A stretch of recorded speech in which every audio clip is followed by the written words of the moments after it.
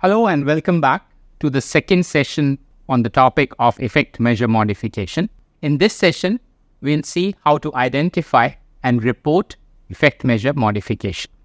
There are 6 steps to identifying and describing an effect measure modification in an analytical epidemiological study. It starts with conducting a crude analysis, which is basically estimating the crude measure of association, which may be an odds ratio or a risk ratio or a rate ratio, depending on your study design. Subsequent to that, whichever is our suspected modifier, we stratify our crude data, the 2x2 table, into different subgroups based on this particular modifier. And then we again estimate our measure of association for each of these subgroups or strata, which we will now call them as stratified odds ratio or risk ratio or the rate ratio. We then try to see how similar or different these stratified measures of association are from each other, for which we will use a particular statistical test to test potential difference between the stratum-specific measures of association. Based on the results of this test, we'll finally report whether effect measure modification due to the suspected modifier is actually present or not in our study.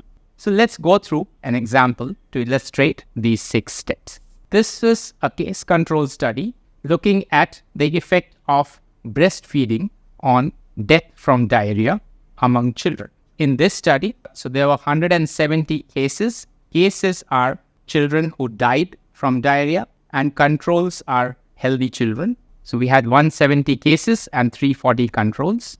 And then it was ascertained whether these children were breastfed or not. Based on the data given in this table, we could calculate the odds ratio for the association between breastfeeding and death from diarrhea. In this scenario, the odds ratio is 3.6. So the odds of not breastfeeding was 3.6 times amongst cases or amongst children who died from diarrhea compared to the healthy children. And this odds ratio was statistically significant as well. And hence, we can conclude, or at least it seems like, that not breastfeeding is a risk factor for death from diarrhea among children. If we would like to see whether this effect of breastfeeding on death from diarrhea, would it vary for children of different age group?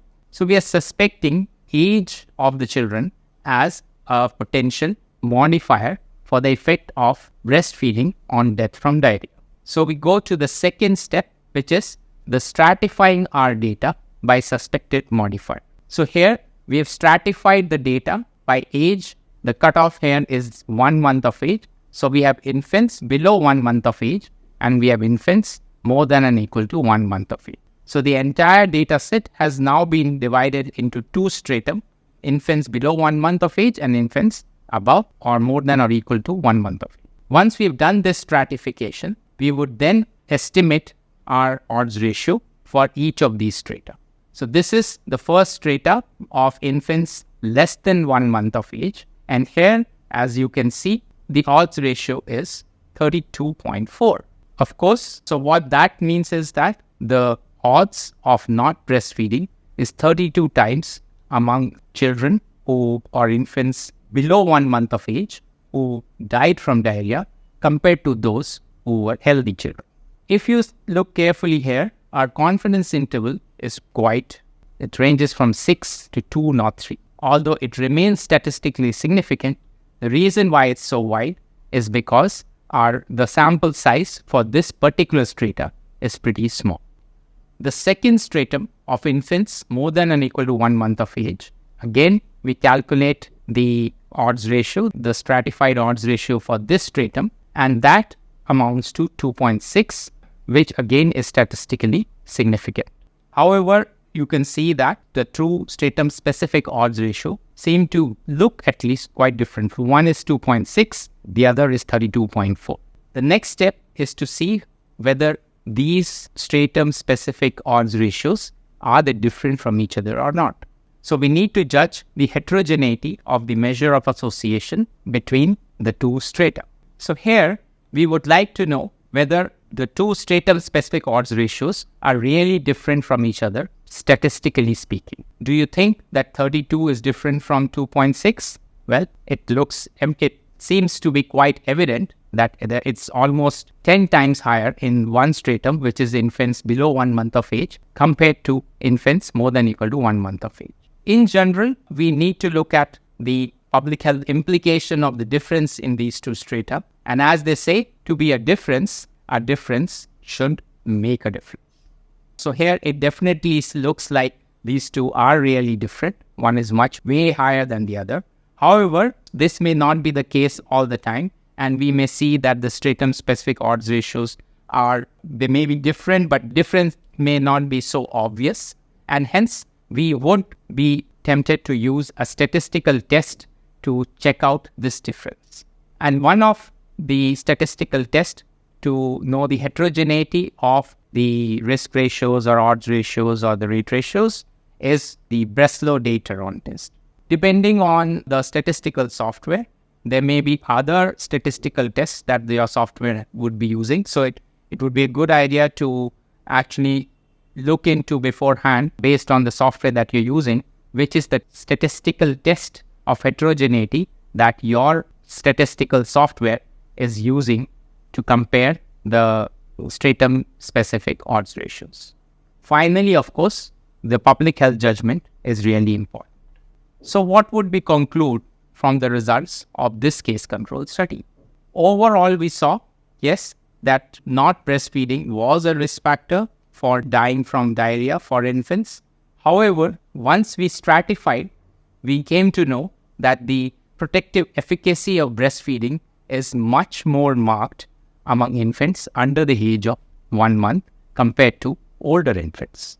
Now, why would this be the case? It is not because of statistics.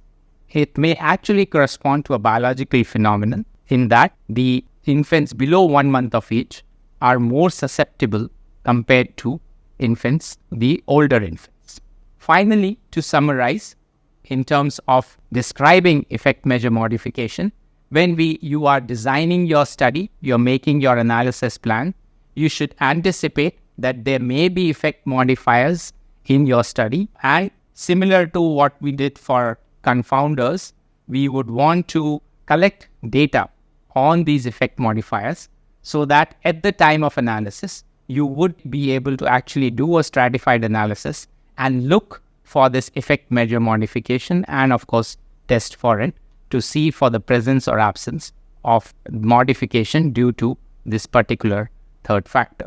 Finally, if you see that, yes, the particular third factor does modify the effect of the exposure on the outcome, we would then want to break down the population into the strata and report the results of the effect of the exposure and outcome by strata.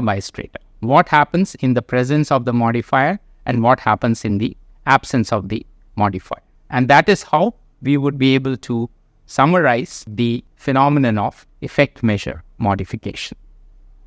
Thank you.